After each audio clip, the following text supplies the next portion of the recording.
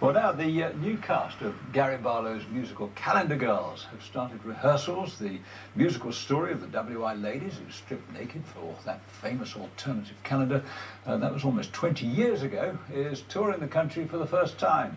Yes, we'll tell you where you can catch it here in just a moment. But first, Duncan Wood has been to meet Gary and his new girls. If you dare.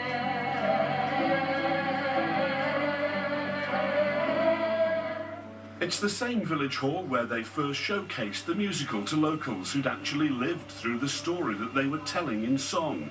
Now Gary Barlow and producers were back with their new cast. Bringing them to the spiritual home of the show has been, I think it's going to be very useful as they take this piece out and take it all around the country. Since those early days, there's been a world premiere, a royal gala performance at the start of a West End run, and a hit album from the show.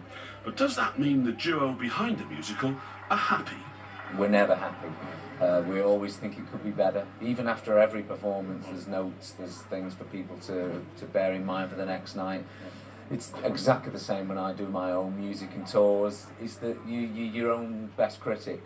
And it's a living thing, a musical. There's an old saying that musicals are never finished, they're just abandoned. What might people spot? To be honest, what they will spot, I hope, is that the show's sharper and tighter. They won't spot anything materially different.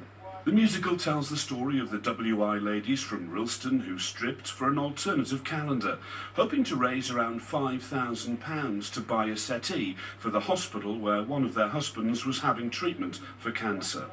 Around £5 million has now been raised for research into leukemia. In 20 years this July since John died. I mean, it's just been incredible. Does it in some ways make it a bit tougher for you? Yeah, it's really tough. I have to really, steel myself. He was going to come and watch us have our photographs taken, but he was never well enough. And he just shook his head, and he said, "You'll never do it. You just don't talk." But you see, you don't say that, do you, to a group of feisty Yorkshire ladies? Those ladies got the chance to meet the new cast like everyone else in the Yorkshire Dales, and they can't wait to get started. It's going to be amazing. Who expects these things to turn up when you're 60? So don't give up hope.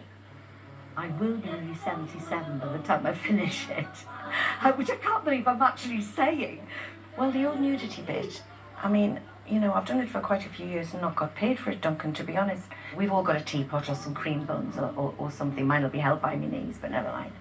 So, with Gary Barlow reduced to piano remover and the national tour starting in August, all that's left to do is have what else but a Victoria sponge. No WI event is complete without one.